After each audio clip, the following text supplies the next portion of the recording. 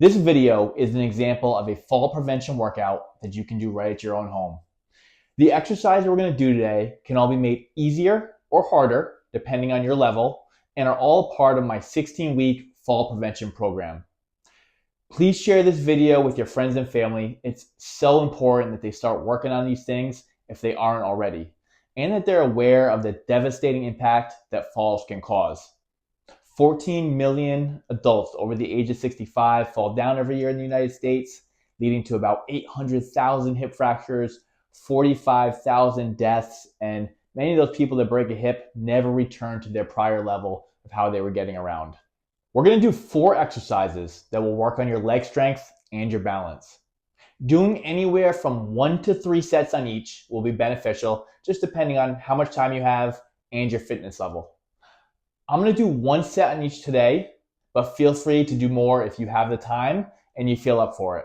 Remember, I want you to take things slow. Don't do anything you don't feel comfortable with. Don't do anything that causes any pain. Let me know if you have any questions. And this is not medical advice, but it could save your life when it prevents you at some point in your life from falling and breaking a hip or having a bad head injury. So to start, I'm going to grab my chair, move it over, and we're going to sit in it. I'm generally not a fan of doing any kind of strength exercises sitting in a chair, which you may see some older folks and PTs working on. I don't think that it gives you enough of a challenge to move your body against gravity. What I'm going to do with this exercise is a move that works on your foot speed, which is super important for preventing a trip and fall, because when you trip, you have to stick a foot out to stop you. And this is going to progress into a standing exercise we're going to do in a little bit. So I call this quick stepping from the chair. So all I'm going to do is move my foot out and back as fast as I can. I'm going to do 10 repetitions, and you can do them with me. So it looks like this.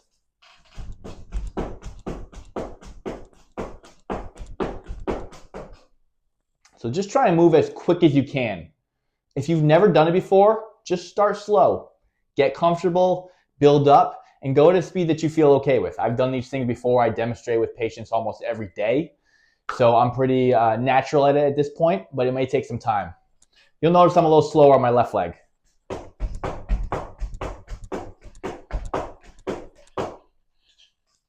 And that's 10 on each side. You can do a couple sets if you want, but I think just getting in the habit of doing it every day is the most important thing. So from there, we're going to keep using the chair, and we're going to work on sit-to stands. I'm sure you've seen me talk about these before if you follow my social media. I don't think there's a better exercise you can do at home if you're a beginner. It's so easy to do. So I'm going to go from this nice hard kitchen chair. You can do it from a couch. You can do it from whatever chair you want. Make sure your chair is not a desk chair that's going to roll around on you. I'm going to do 10 reps. If you can't do 10, feel free to do less. Break it up. You can do a couple sets. If you can do more than 10, do more than 10, or go a little bit lower. So we're going to cross our arms, assuming that you can do that, and we're going to do 10 times up and down. 2, 3. One thing you want to focus on when you're doing these is keeping your chest up.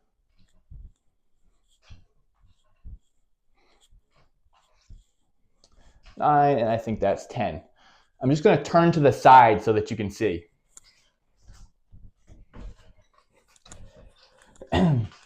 So a lot of times what I notice with someone who's a little bit weaker, they're going to bend way forward and then try and stand up from there.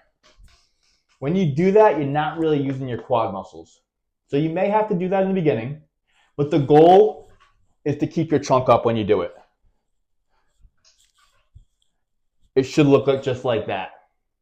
Again, if you need to push off with the handrails or the armrests, you can do that. If you need to put some pillows under your butt to raise you up, that can also be good to make it a little bit easier. The key with this is make sure you're moving to a challenging variation. So I did 10, but if you can get up to doing 20, 25, we want to find a harder way to do it or progress on to another exercise. But consistency is the key with this one. All right, from there, for exercise number 3, we're going to progress to standing.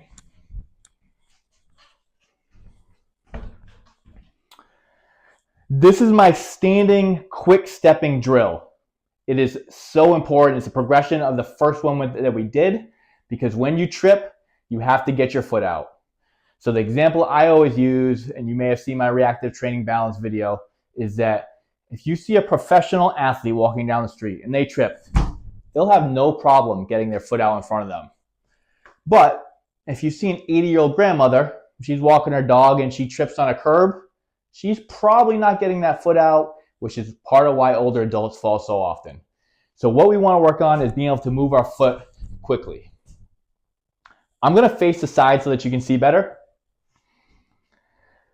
All we're going to do, I'm going to start on my right foot, is step forward and back as quick as we can. So just to kind of warm it up a little bit, it looks like this. You want to be stepping about a foot length in front of you, or your foot length, I should say. So if you have a shoe, you can put your shoe down in front of one foot and use that as a gauge and then step in front of it. So I'm going to do 10 repetitions here, okay? You can do them with me. So we're here. I'm going to have a target about a foot in front of me, and I'm going to do 10 as quickly as I can. Make sure you feel safe doing this. If you don't, you can always hold on to something, which I'll show you in a minute.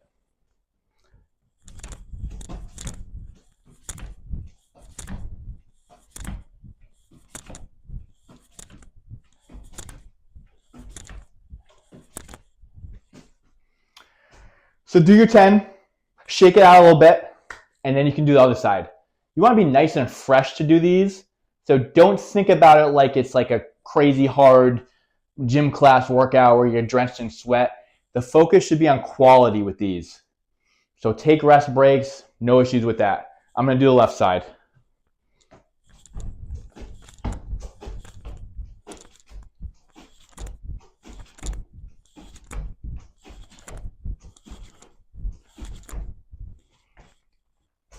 And that's it.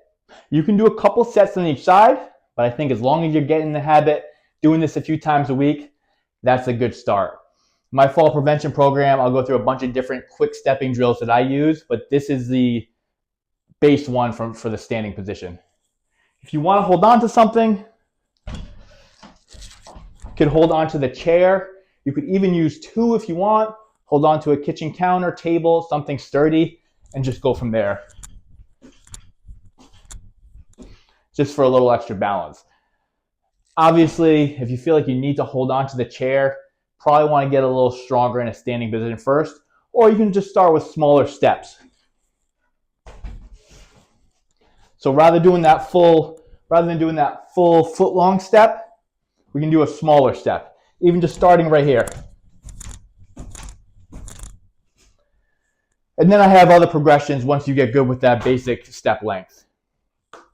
So we worked on our seated foot speed. We worked on our double leg strength with the sit to stand.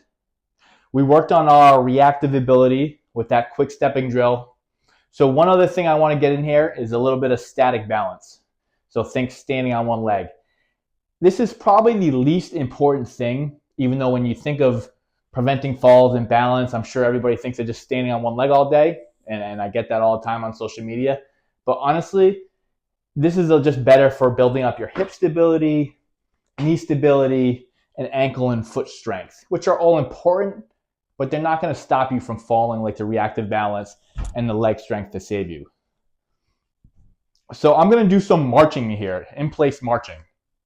So it's going to look like this. I'm going to cross my arms just to take out the arm balance. If you need your arms, you can use your arms. And if you need to hold on to something, hold on to something. So if I was to hold on to something, I have my chair here. It's going to look like this. Pick up, hold for 1, 2, switch, and 1, 2. Good. If you don't need to hold on to something, we can use our arms for balance. 1, 2, switch, 1, 2. I'm going to cross my arms across my chest. We're going to do 5 each side, holding for about 2 or 3 seconds. So it's going to look like this. 1, 2, 1, 2. And just so you can see a couple from the side.